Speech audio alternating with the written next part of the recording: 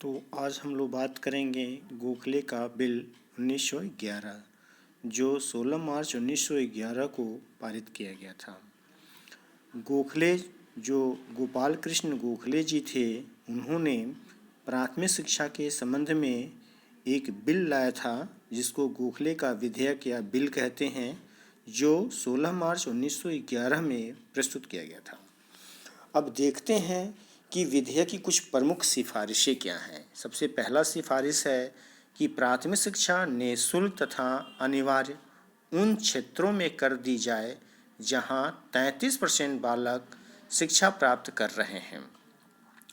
अर्थात जहां पे 33% शिक्षा बालक ग्रहण कर रहे हैं, वहां पर हमारी प्राथमिक शिक्षा बिल्कुल निःशुल्क और अनिवार्य होनी चाहिए।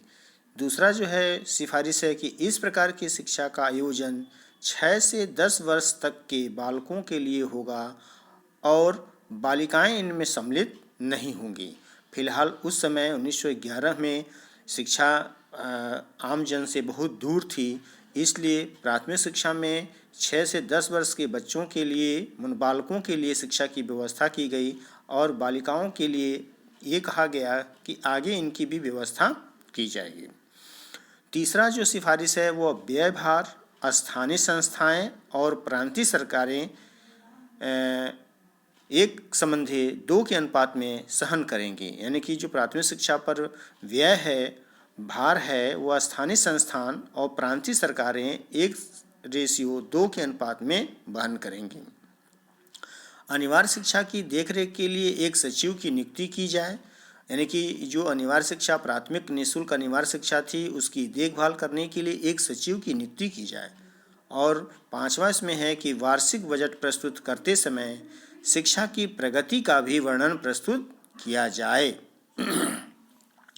विधेयक के प्रमुख तथ्य। अब तथ्य देखें। अनिवार्य प्राथमिक शिक्षा उन्हीं स्थानों पर लागू की जाए जहां पर एक निश्चित प्रतिशत में बालक शिक्षा ग्रहण कर रहे हों।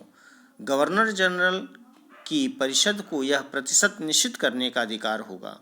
दूसरा, सरकार की स्वीकृति के बाद ही संस्थाएं उक्त नियम को लागू कर सकती हैं, शिक्षा से नहीं।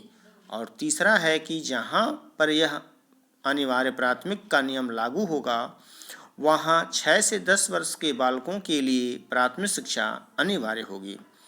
तीसरा जो प्रमुख तथ्य है कि नियम का उल्लंघन करने वाले अभिभावकों को दंड दिया जाएगा।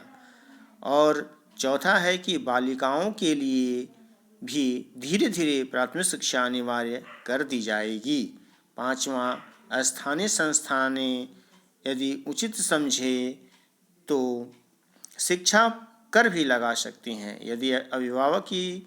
और छठा है कि यदि अभिभावक की मासिक आय, महीने का आय 10 रुपये से कम होगी तो उस बालक से शुल्क नहीं लिया जाएगा।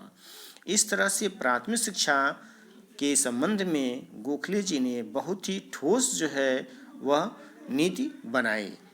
परंतु यह जो विधेयक था वह सरकार के द्वारा पारित नहीं किया गया। इसके संबंध में कुछ विरोध भी उत्पन्न हुए सरकार के द्वारा, जो इस प्रकार है। सबसे पहला कि यह विधेयक समय से पूर्व तथा अनावश्यक है। यानी कि सरकार के द्वारा ये कहा गया कि यह विधेयक समय से पहले है और इसकी कोई आवश्यकता नहीं है। अभी शिक्षा के अनिवार्य करने में अनेक कठिनाइयां हैं। दूसरा, उन्होंने कहा कि अभी हम प्राथमिक शिक्षा को अनिवार्य नहीं कर सकते हैं, बहुत सारी कठिनाइयां हैं। तीसरा, प्रांतीय तथा स्थानीय सरकारें इसके पक्ष में नहीं हैं।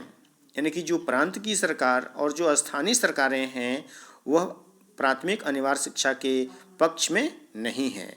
चौथा कारण था विरोध का, अनिवार्यता का सिद्धांत शिक्षा के विकास के लिए प्रतिकूल है। और 5वां, शिक्षित भारतीय भी इस विधेयक का समर्थन नहीं करते हैं। इस प्रकार देखा जाए तो यह जो विधेयक था वह कुछ मतों से पारित नहीं हो सका।